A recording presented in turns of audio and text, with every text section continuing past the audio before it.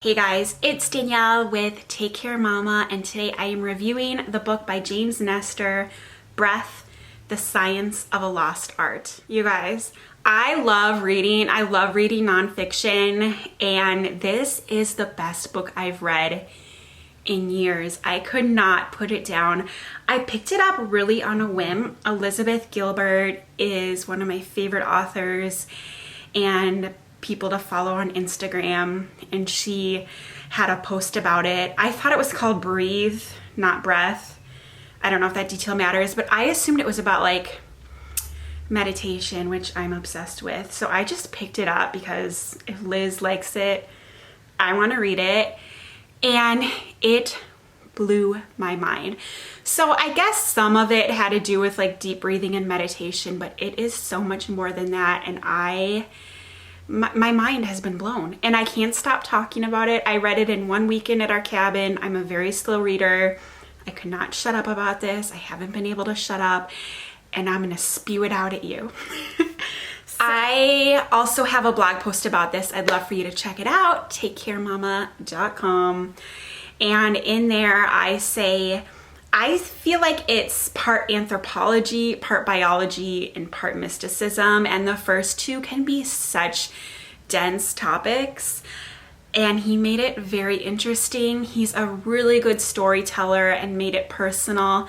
I don't know much about this author. I want to look it up to see if he's written any fiction. That would not surprise me.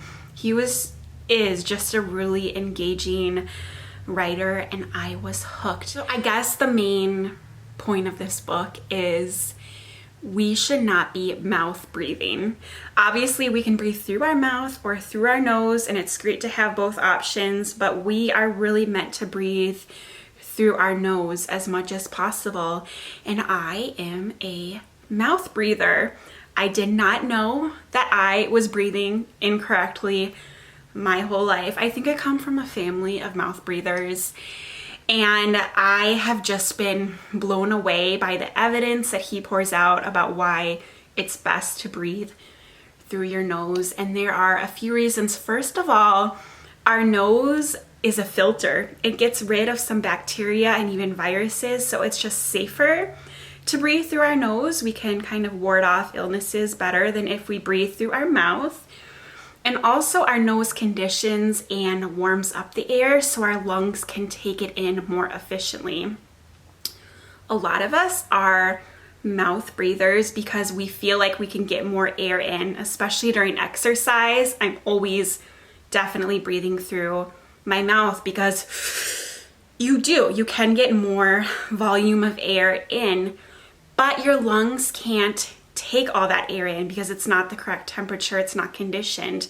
Our nose does that for us. So even though we're taking in a little less volume of air, we're actually using more air when we breathe through our nose. So many health problems are tied to mouth breathing. I think the most common is snoring. I read anywhere from like 20 to 45% of Americans snore.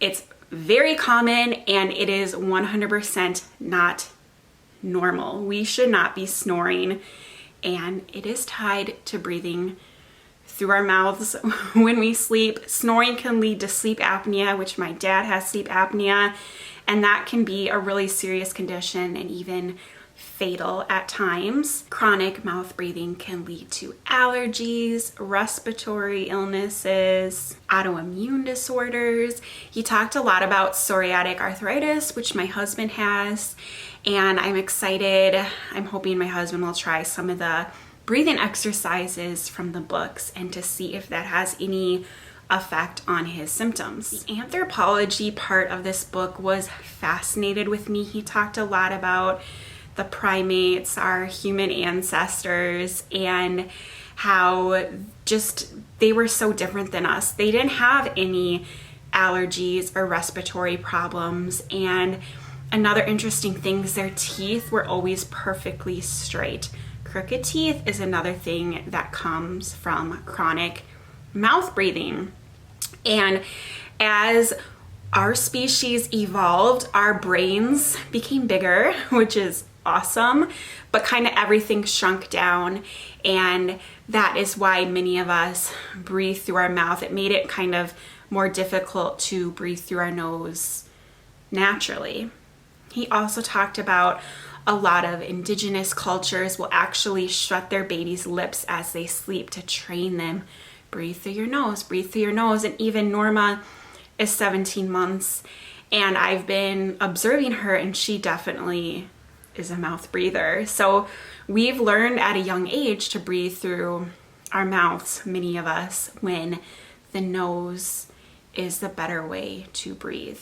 And so the reason, again, is because our brains got bigger. Breathing through your nose is a muscle. The more you use it, the more you can use it, the easier it becomes. Even opening your airways. A lot of people can't breathe through their nose, like they're stuffy all the time. And he explains why that is.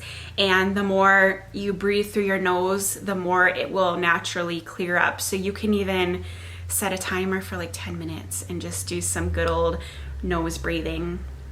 The other thing I noted, and I've even noticed with myself, so I go on a daily walk and I said, okay, I'm only gonna breathe through my nose on this walk. The first time, you guys, I made it like 2 or 3 minutes before I had to stop and I was gasping for breath through my mouth. I felt like I was going to pass out, which is so interesting because the book explains as well, like it's almost impossible to not get enough oxygen if you're breathing. It's kind of in your head. It's a false insecurity that we have because I was breathing. There's no way I wasn't getting enough oxygen and I was just walking. And so I've been practicing and it's only been 2 or 3 weeks and now I can walk my full hour only breathing through my nose and I feel so much better. I feel healthier and I feel like stronger, like I can push harder on my walks now that I breathe through my nose, which is crazy because like I said, the first time I felt like I was going to pass out. And I've even done another exercise that he talks about where I breathe in through my nose for 2 strides and breathe out for 5. This is getting a little deeper, but he says, you know, most people take too shallow of breaths and too often. Like we breathe too often and too shallowly, and we breathe in more than we breathe out. And so it's good to do some exercises where you breathe in just a little bit and then try to clear out your lungs, have a longer exhale than inhale. And again, the first time I tried that on my walk, I was like, this is so hard. But now I can do that for the whole hour. Breathe in for 2 strides, breathe out for 5. I haven't tried this on a jog yet, but I'm sure it's gonna be super hard at first. I'm excited to try. A lot of athletes find that they can greaten their performance by 10% just by switching over to nose breathing. It's just so interesting. The last thing that I want to talk about quickly, oh, so cool. So he studied a lot of religions and meditations and kind of the prayers and what the breath looks like in those prayers. And the Christian rosary is one example that many of us are familiar with from Catholicism. And I'm not Catholic, but as I understand it, a priest says something and you listen, and while you're listening to him, you're breathing in, and then you repeat what he says, and as we talk, we're breathing out. And that is about 5.5 seconds breathing in, 5.5 seconds breathing out, which turns out to be 5.5 liters of air roughly, which turns out to be 5.5 breaths per minute. And he's done a lot of studies, or he's read a lot of studies, and that's like the perfect breath is 5.5 seconds in, 5.5 seconds out. And studying other religions and meditations, it's very similar. It's like 5.5 to 6 seconds in and out. And so it's just so cool that these ancient prayers and meditations were the perfect breath. And it just shows we've lost so much. I mean, technology is amazing, and we've grown so much as a society and culture, but we've also lost some of that innate knowing of how to breathe. Like, I can't believe I didn't know how to breathe correctly. It's insane. There is so much more to this book.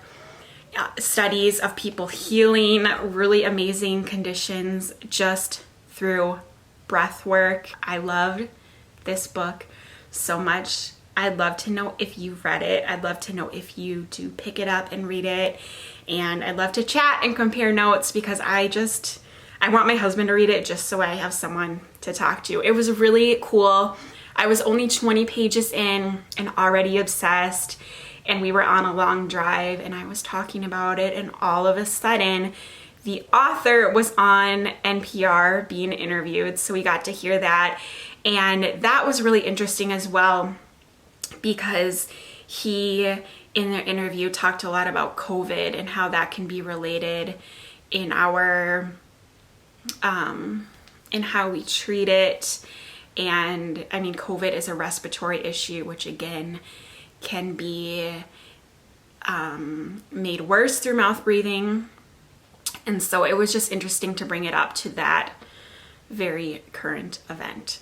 So let me know if you read this. I'd love to pick your brain and to see if it made a huge impact on you. If you've been practicing mouth or nose breathing, maybe you already are a nose breather. I'd love to know. So shoot me a message on Instagram at takecaremama. I'd love to connect with you. And again, check out my website, takecaremamayt.com. I have a whole section of books under my favorite things. And so if you're looking for the link to this book as well as other interesting books that I found, check it out all right there. Have a wonderful day and take care. Bye.